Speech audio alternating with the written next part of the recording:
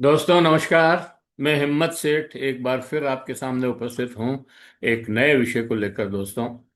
और हम महावीर समता संदेश यूट्यूब चैनल से बोल रहे हैं और आपका बहुत बहुत स्वागत है इस चैनल पर।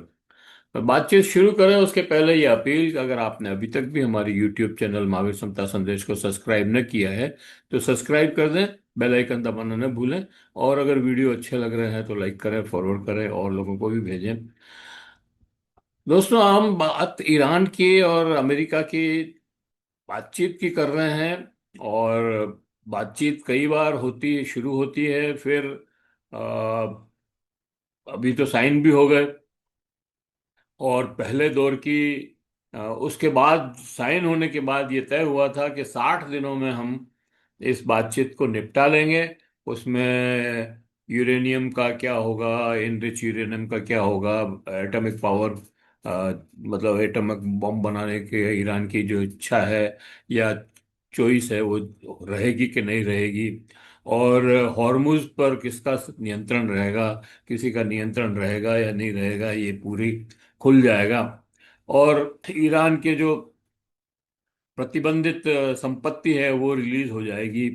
और उसके बाद उसमें यह भी तय हो गया था कि ईरान को जो है फ्री प्रतिबंध हटा दिए जाएंगे और तेल वेल और सब व्यापार सब कर सकेगा।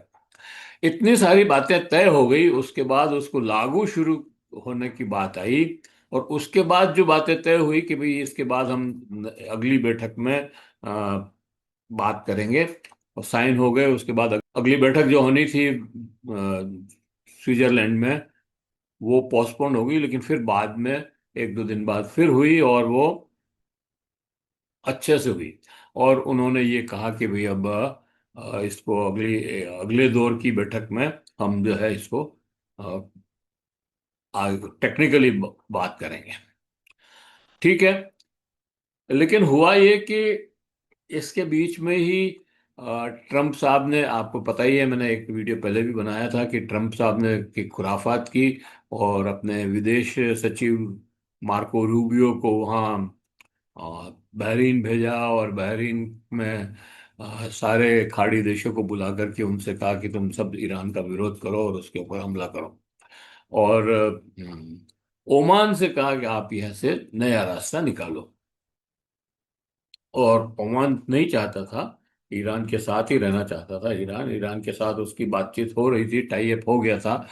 तो वो मतलब नया रास्ता निकालने के लिए बिल्कुल तैयार नहीं था, लेकिन दबाव में उसको ये काम करना पड़ा। जब ये ईरान वो ओमान के रास्ते से एक जहाज जा रहा था तो ईरान ने उसको ठोक दिया, क्योंकि उसकी बिना परमिशन के जा रहा था। और ये तय था कि भाई 60 दिन तक ये जो हॉर्मुज स्ट्रेट का जो रास्ता है ये खुला रहेगा, इस पे कोई टोल नहीं लगेगा। लेकिन ईरान का नियंत्रण रहेगा और ईरान जो है इसके ऊपर आवाजाही पे नजर रखेगा। लेकिन वो दूसरे रास्ते से निकल रहा था, इसलिए उसने ठोक दिया तो ट्रम्प साहब को भी जोश चढ़ा। उन्होंने भी बम गिराए, बंदर अब्बास और कैश आइलैंड और पता नहीं जो जो भी है वहाँ आइलैंड, उनके ऊपर आ, बम गिराए। और युद्ध एक तरह से वापस भड़क गया इधर। लेकिन ये समझने की बात ये है कि इधर इजराइल ने भी लेबनान पर हमले शुरू कर दिए और लेबनान में मतलब हिजबुल्लाह ने उसका जवाब भी देना शुरू की। लेकिन समझने की बात यह है कि सारी बातें तय होने के बाद भी ट्रम्प साहब क्यों चाहते हैं कि ये जो वार्ता है ये डिरेल हो। वो नहीं चाहते हैं कि वार्ता डिरेल हो, वो चाहते हैं कि ये जो हमारी गलती से, मतलब हमने जो हमला किया और उसके बाद 3 4 5 दिन बाद जो है ईरान ने हॉर्मुज स्टेट पर नियंत्रण कर लिया, ये हमारी गलती से हुआ। और ये गलती हम इसको इसको खुलवा करके इस गलती को दूर करना चाहते हैं। लेकिन ये समझ नहीं आ रहा है कि हॉर्मुज इतना महत्वपूर्ण कैसे हो गया।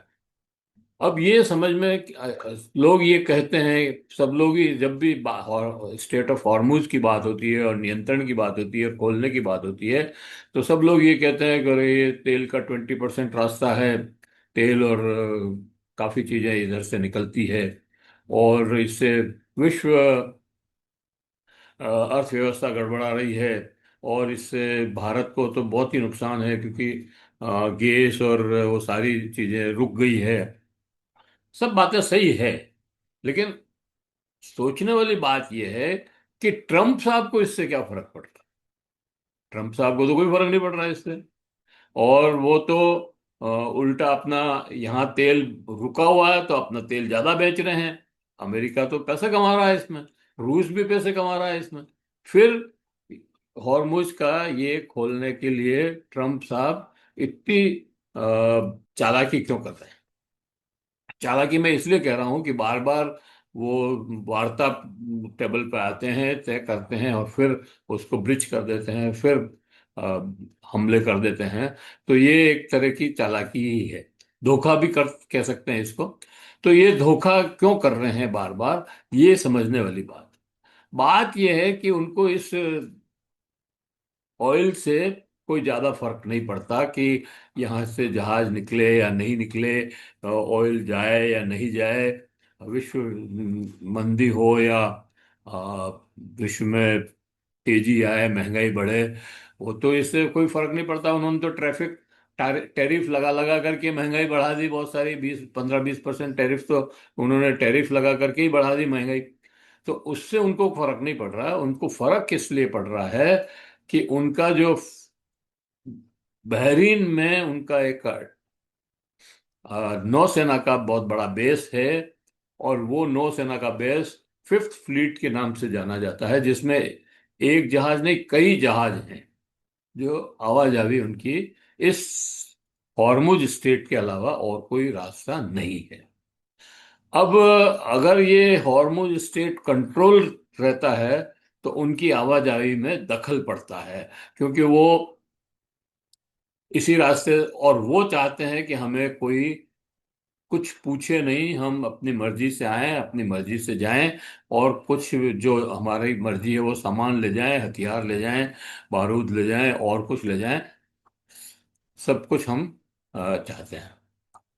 तो ये जो बातें हैं, इसके लिए वो बार बार, और ईरान कह रहा है कि नहीं, हम यहाँ निगरानी करेंगे, चाहे टोल नहीं वसूलें, हम सर्विस चार्जेस वसूल करेंगे, और नहीं तो कुछ नहीं वसूल करेंगे, तब भी हम नियंत्रण रखेंगे कि कौन जहाज आता है, कौन जहाज जाता है। ये तो हमारे नियंत्रण में रहेगा, हमारी स्वीकृति के बिना यहाँ से जहाज नहीं जा सकेगा। उसका एक बड़ा कहना यह है कि मेरे रास्ते से, मतलब हमारी सीमा से जो रास्ता गुजर रहा है, उससे अगर कोई जहाज जाता है और उसमें हथियार जाते हैं और वो हथियार मेरे पे ही उपयोग होते हैं, तो ये मैं बेवकूफ हूं जो हथियार जाने दूंगा। क्यों जाने दूंगा हथियार में। तो ये जो बात है कि हथियार नहीं जाने देना है, ट्रम्प साहब चाहते हैं कि हथियारों से भरा हुए जहाज हम यहाँ से फिफ्थ फ्लीट पर ले जाएं, वहां से और जगह बांटें, और नहीं भी बांटे तो भी वहां पर स्टोर करें, और जब जरूरत पड़े ईरान को ठोक दें। तो ये सबसे बड़ी बात ये है कि उनका जो फिफ्थ फ्लीट है, उसकी आवाजाही में अवरोध पैदा कर रहा है ये हॉर्मुज स्ट्रेट को नियंत्रण करके ईरान, और इसलिए जो है वो इसमें दखल अंदाजी कर रहे हैं, और इसीलिए वो बार बार धोखे से इसको खुलवाना चाहते हैं। कभी कोई जहाज भेज के करवाएंगे, कभी कुछ और करवाएंगे। तो इस तरह से मतलब ये खेल कर रहे हैं।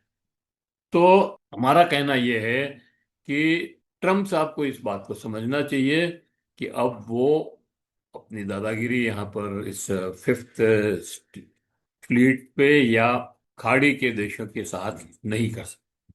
खाड़ी के देश भी अब अमेरिका की सुरक्षा के बारे में समझ गए हैं कि अमेरिका हमको ज्यादा सुरक्षा नहीं दे सकता है। हालांकि वो इनसे, अमेरिका से बिगाड़ नहीं रहे, अमेरिका के साथ ही खड़े रहेंगे, क्योंकि उनको मालूम है कि अमेरिका के पास कितनी ताकत है।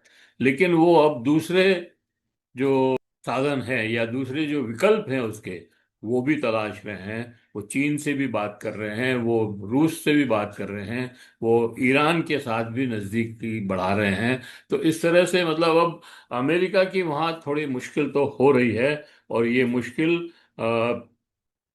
कोई हल करने में सफल नहीं होगा, मुझे ऐसा लगता है कि ये, और इसीलिए ये वार्ता बार बार वार्ता की टेबल पर आने के पहले एक बड़ा युद्ध होता है, बड़ी बड़े बड़े बम्बारमेंट होते हैं, फिर धमकी दी जाती है कि हम नेस्ता नाबूद कर देंगे, जंगल राज में पहुंचा देंगे, ये कर देंगे वो कर देंगे, और दोनों तरफ से ये सारा चल रहा है। तो दोस्तों, ये वीडियो आपको कैसा लगा? अगर आपको अच्छा लगा हो तो लाइक करें, फॉरवर्ड करें और लोगों को भेजें। और अगर आपने अभी तक भी हमारे यूट्यूब चैनल महावीर समता संदेश को सब्सक्राइब न किया है तो सब्सक्राइब कर लें, बेल आइकन दबाना न भूलें। जय हिंद, जय भारत।